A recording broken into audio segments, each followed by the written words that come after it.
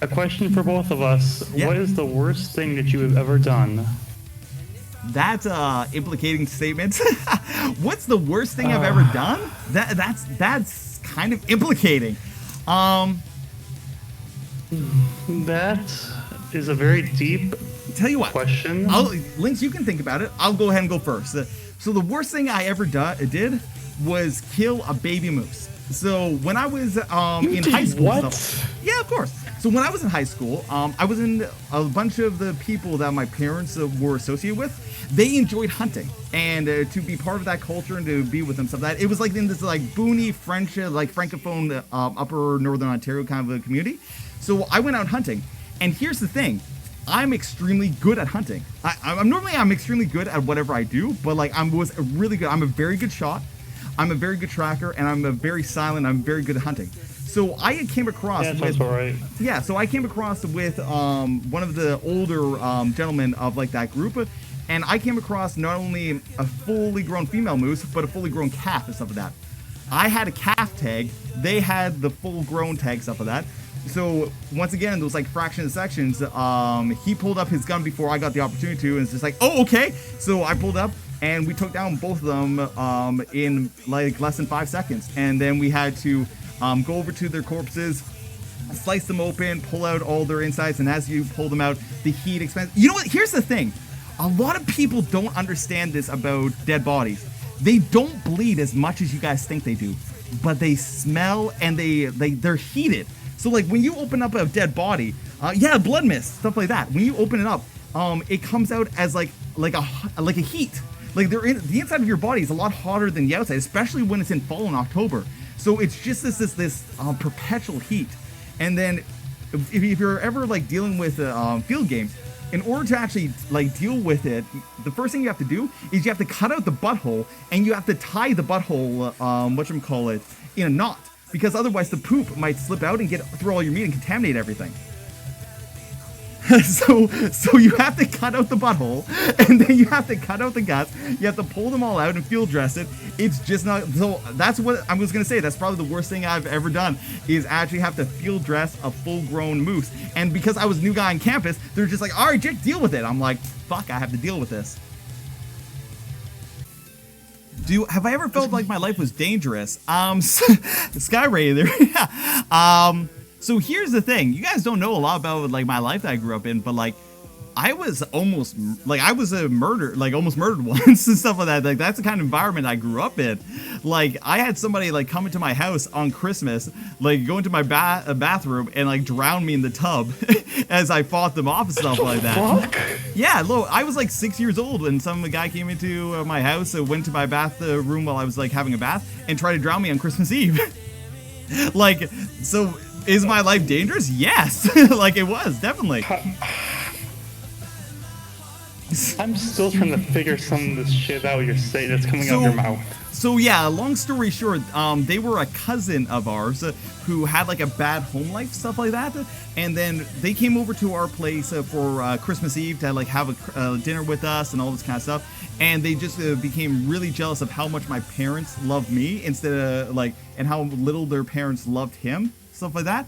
So, they like the parents like were leaving, stuff like that. They were getting in the trucks, and like my parents were like, "Oh yeah, goodbye." Da da da. I was like, we just had dinner and everything like that. So I went to the bath, and it was like probably 8 p.m. But I'm a 6-year-old kid, so like my bedtime was like 10 p.m. or something like that, right? And the guy comes in and tries to drown me for like a good like 15-20 minutes, stuff like that. Like you're fighting him off in a bathroom, but the bathroom's like all the way at the other end of the house. Parents had no idea. Mom comes in after fighting with this guy for 20 minutes and like kicks him out and stuff like that. And we went to court and everything about that. He went to juvie, all that kind of stuff. But yeah.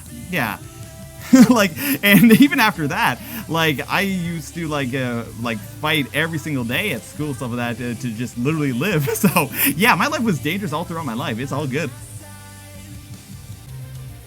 Jake, you were quite the ill shit when you were a kid. Of course I was.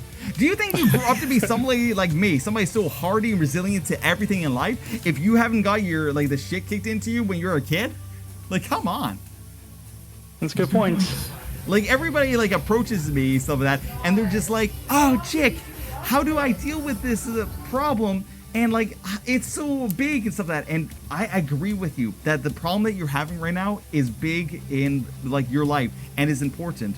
But then they talk to me like I've never experienced that kind of problem before. I'm just like, hey buddy, let me tell you about all this shit. And they're just like, oh my god, you dealt with that? I'm like, yeah, and I'm happy because I dealt with that. Therefore, I have a high resistance to bullshit. This is not a question. I don't care if it gets deleted, but what's the most violent thing you've done in your life? I have physically beat multiple people, and I highly enjoy it. I highly enjoyed physically assaulting lots and lots of people. Because I was, I used to compete as, like, a fighter, semi-professionally. So, yeah, I enjoy. And, like, if you guys are, like, my friends, stuff like that, I often won't hug you. I'll give you a punch in the shoulder to show affection. No, I'm not a sadist. No. Well, so here's the thing. I enjoy the adrenaline of the fight. I enjoy like outthinking an opponent and like hitting decisive blows, countering their stuff like that. I am a very technical and thoughtful fighter. So when I'm fighting somebody, I drop down into like this natural state. There's been times where I've fallen unconscious. And when I say fall unconscious, I mean my mind goes blank because I am enjoying myself so much that the adrenaline's pumping so much, it cuts out my short-term memory. And I've like thrown people and done stuff. Like there was a time when I was like a blue belt and I completely defeated like a second-degree black belt because I was enjoying myself so much that my short-term memory blanked out and I just destroyed him. And then when I came back to consciousness, he was on the ground. I was holding him. It's like, oh, shit! I don't remember what happened. If the average man attacked them, could you beat them up? Well, so if the average person attacked me, let me explain to you what would happen. My ex-fiance cheated on me with another guy, okay? And when I found out stuff of that, he started messaging her and being all like, oh, well, if Jik does anything, I'm going to beat him up, blah, blah, blah, blah, blah. And my fiance literally messaged him, hey, don't. He will destroy you. Don't try it. So, like, here's the thing. That's pretty bad. Yeah, here's the thing. Like, I'm too kind to cause injury to people that aren't, how should I put it, consenting to the injury being inflicted upon them. But when I get into that situation, I highly enjoy it.